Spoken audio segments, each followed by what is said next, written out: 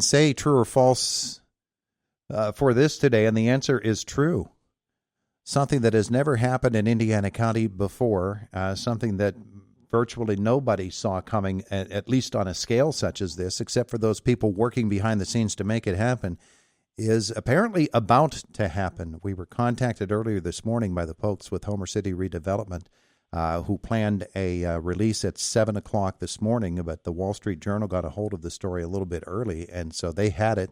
And the folks with Homer City Redevelopment said it's accurate what they put out, so let's go with it. And it is an amazing development for that 3,200-acre site, the former site of the Homer City Generating Station. And Senator Joe Pittman is on the line with us this morning. Our visit presented by Marcus & Mack, voted best law firm, best personal injury lawyer 3 years in a row in the Best of Indiana County contest. Visit them online at marcusandmack.com. Senator, as you know, it's rare that I really can't frame a question, but this time it really is difficult to narrow it down. What's the biggest part of this story? Because it's going to be the largest natural gas power generating station in America, and the offshoot of it all is going to be the potential for this really to be the center of the AI universe here on the eastern half of the United States, at least. This is huge.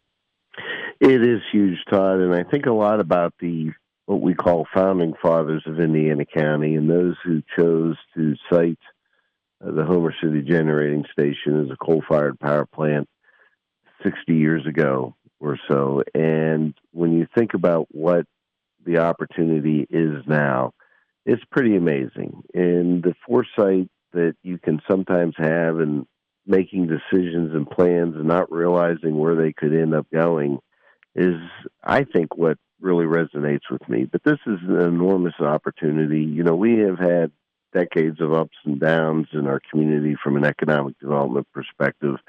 But being able to see this kind of development occur in our community, and as you said, the Wall Street Journal picked it up, and they picked it up for a good reason, because this is a historical investment, an investment that we will be talking about for generations in our community. And it's just such a great opportunity and a great moment for the community. We're looking at a $10 billion project just to get the thing up and running. And then the potential down the road. There really are three stories here. There's the actual transformation of the property and 3,500 construction jobs there. That's nothing to sneeze at all. And then there is the potential for this power plant to generate electricity for the entire eastern seaboard, really. And then the possibility that these AI data centers are going to be able to set up right here in Indiana County on the site, maybe even go behind the meter and get their power directly from the plant. Those three stories all blend together to make, as I said before, to make this area really the center of what's going to be happening for this entire 13-state region, are we thinking? Absolutely. I mean, when you think about the capital investment, number one, and the impact that that's going to have on local communities from a property tax perspective, when you think about the impact that it's going to have on the construction trades, the building trades, the trades that have become so acclimated to being part of keeping the coal-fired power plants, the natural gas plant, the waste coal plant in our region moving, and what that's going to do. But the permanency of the job potential, to me, is a huge issue, because here we are with aging demographics, with a shrinking labor force, and we're now talking about injecting high-quality, family-sustaining jobs into our community that are going to be able to be a big part of turning that entire trajectory.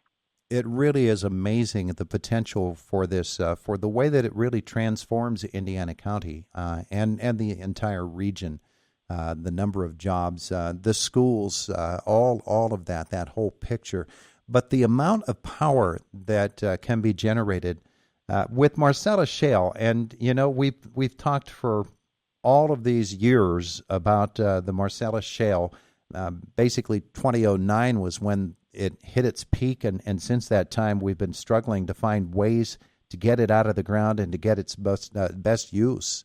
And to be able to take advantage of that, if the state can stay out of the way, we ought to be in really, really sound shape for many, many decades.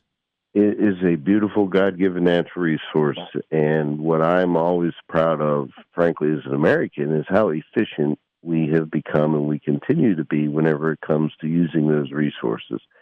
That's what this is all about, too. It's about using our resources beneath our feet to produce electricity and to do it in the most efficient way possible that brings us economic opportunity. And I want to make sure, number one, that the state is a partner, but number two, that we don't screw this up. And I don't think we will screw this up. I think the administration currently, the governor, has been very good about trying to make sure that the proper processes are in place for permitting and things of that nature. It wasn't that long ago where we agreed to bring some support to the table for the pipeline to make sure that this becomes a reality. Obviously, that is a very small element of this, given the amount of capital investment. But nevertheless, this is going to be a partnership. This is something that we as a Commonwealth need to foster. We have started to do that, and we're going to continue to do it. Senator, take me behind the scenes and how this all came together. There are a lot of players involved here.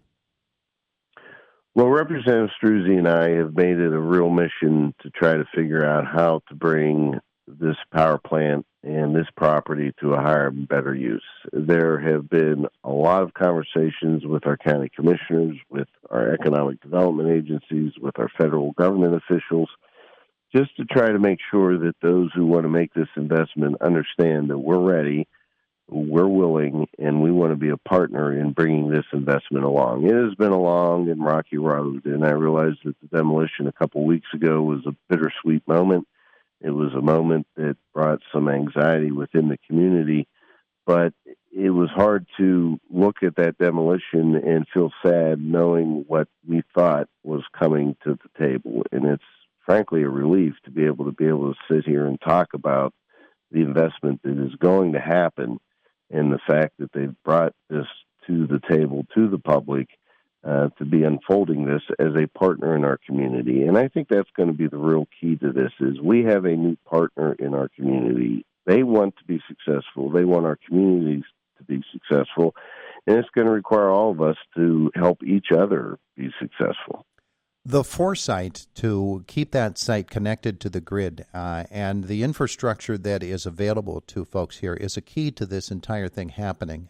And the folks with Homer City Redevelopment, they certainly recognize that, and very early to get them to commit to something like this was really the work of a whole bunch of folks. But for them to have the prescience to look into the future and see what was coming really says a lot about where this country is headed in terms of its power needs and the efforts that are underway to actually meet those needs.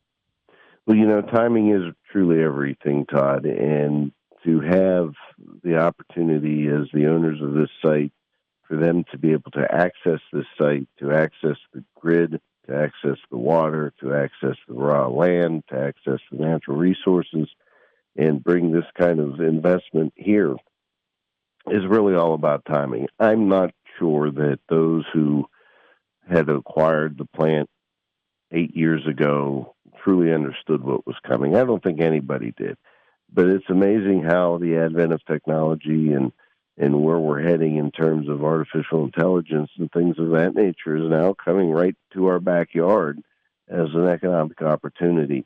And I do go back to those who cited that facility all those decades ago, wondering what they would be thinking now to see this redevelopment. And you have to wonder, in 80 years from now, after we're all long gone, what the next opportunity may be. But for this generation and the next generations to come, this is going to be a game changer for our community.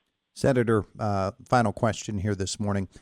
With the potential for the data centers to actually be built here on that 3,200-acre site, some of them, maybe many of them, and the potential that brings with it, I'm sure that there must be a lot of work remaining by local officials to make that come to be.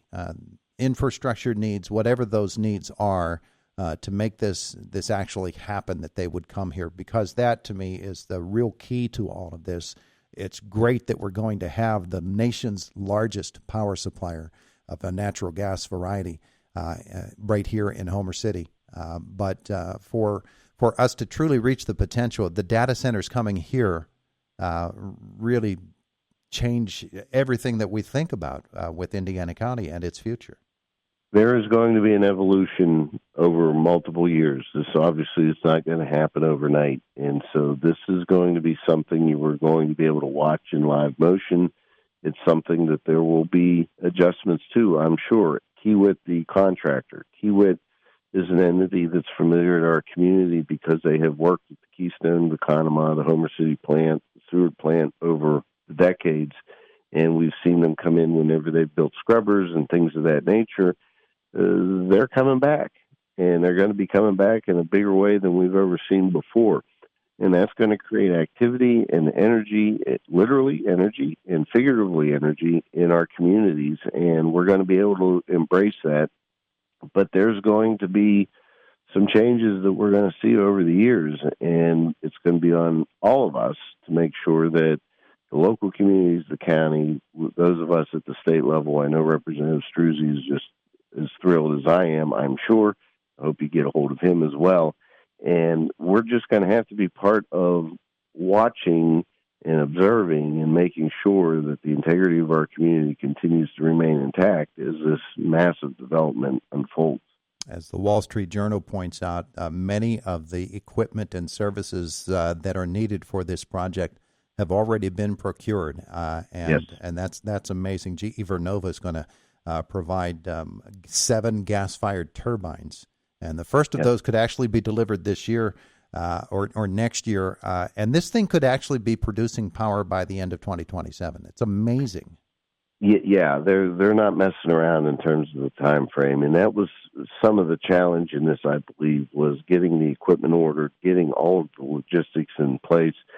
When you talk about the number of construction jobs over this period, I think 3,500 will be the peak at one moment on that site. But just thinking about the logistics and navigating all of these logistics to make this project happen, to make it efficient and make it timely, it's pretty impressive stuff. And I'm sure there will be bumps in the road. I'm sure there will be hiccups, as there would be with any project of this magnitude.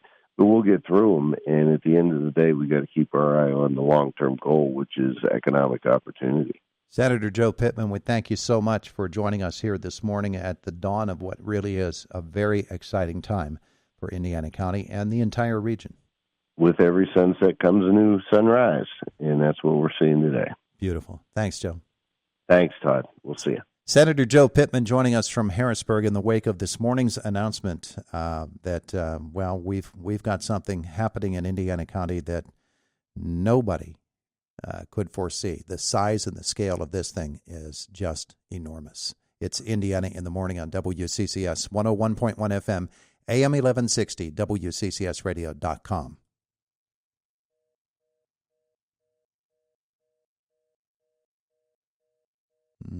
Little problem there with the CBS Boomer Sports, but it should be kicking in here. There it is.